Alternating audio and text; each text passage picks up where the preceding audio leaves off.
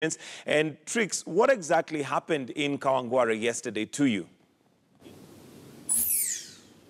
Thank you, Michael. Yesterday, we were making our rounds in tallying centers around Makadara and Kamkunji, and we received a call from the office to rush to those areas to find out what's happening there, because apparently we got news that a bus had been raised down by protesters. So we make our way there, and we were told that there is a lot of tension towards Kawangware 46. So every time while on our way to that area, we come across packs of youths who are not happy, who are agitated, and we're able to go through past a few of those groups with our vehicle, but it got to a point where we could not use the vehicle anymore, so we had to alight and go on foot. And we made our way to the epicenter of the tension and all the youths that apparently had earlier on been throwing rocks at an apartment building. So we did our thing. We reported about this, took the shots of the protesters, took comments from a few of the people who were there and why they were out in the streets and not going around the usual businesses. We had a heavy police presence in that area.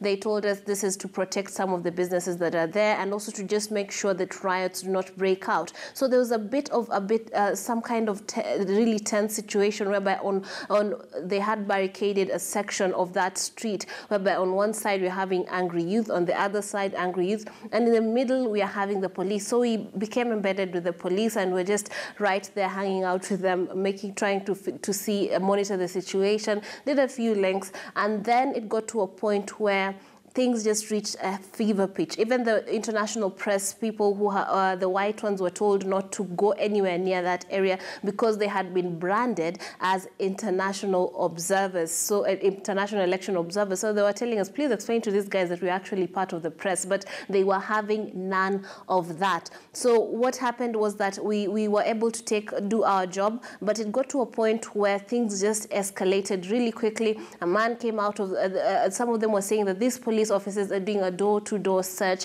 and they were using too much force, and they were not happy with that. They say that a woman had been injured and was actually at St. Teresa's Hospital. So while we were still gathering information, I'm receiving calls from work being told that there's another situation in Kibra, Raila Odinga is there and we need to rush there. So while I'm still trying to figure this out, calling receiving calls from the gallery and from my editors, trying to figure out how I can actually make it out of there, because we're kind of marooned and the only safe area was with the police officers. So while we were still trying to figure out our next move, I'm receiving calls from my editor, so I consult with my cameraman Miringo, asking him, what do we do? Should we move? He was like, nope. We can't leave this area. He insisted that this place is not safe. So while I'm still preoccupied on my phone, talking to the people back at HQ, things just turned suddenly chaotic. And because I was not really paying attention to what was happening, the police were apparently backing away and moving on to one side with all the trucks and all the huge truck that sprays water on protesters.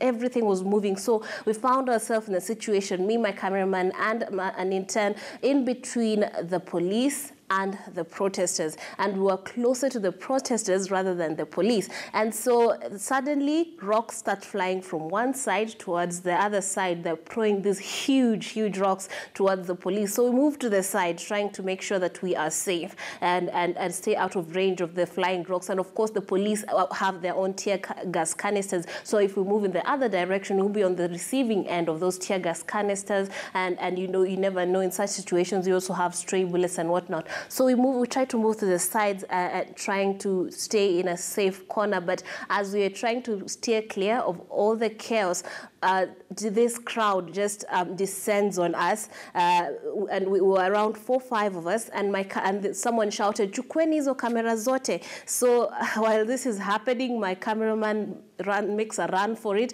He decides to deal with all the rocks rather than deal with this mass of people. I'm left there with there's another cameraman from for the Standard who was also running away, trying to make sure his equipment is not touched. All right, so I'm Trix, there with my phone sorry to and cut you an short. intern called George Trix, Maringa.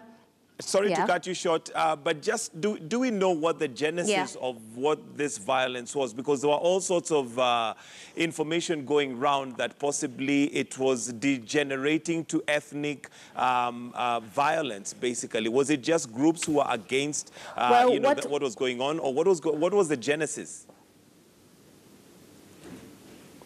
Well, when we arrived there, we did talk to the police and asked how come these things, this situation is seemingly really tense. They told us that earlier on, at around 10 a.m., a building had been descended upon by locals there. They were saying they don't like the landlord, they don't like the person in that area, and therefore this was this person's property. He had an apartment building right next to his home, and they had come up. It's actually a new apartment building, so they were throwing rocks, hurling rocks at that apartment. All the windows had been smashed. Nothing was literally everything. All the windows had been destroyed. They had tried to make their way into the homestead of this person, and they had destroyed property right there. There were tanks right there that had been torn apart, and you know this these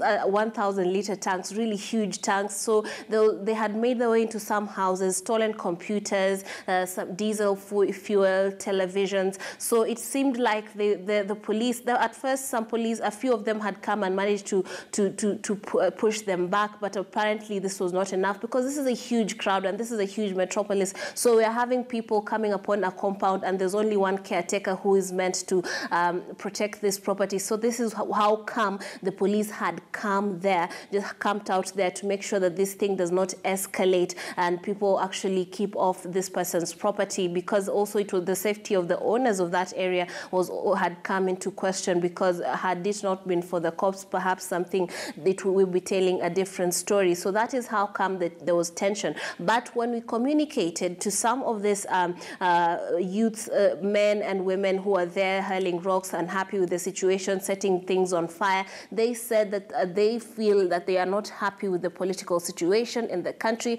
and they feel that the government is trying to shove a president down their throats, and they were not having any of that, and therefore they were out in the streets and in a mood where they wanted to, express themselves. But they were at a loss of this, and they were resorting to, throwing rocks, burning things, destroying property, and they say that they are also not happy with how people are being treated down in Nyanza, because they say if they're going to treat people that way because they support a particular section, a particular political movement, then they will also come out to express that they're not happy with this situation. So it is all, the root of this is basically in this political situation, the political status quo in the country, and they were out and about just to give to that message, or albeit in a way that was, unsavory to some people, including the media.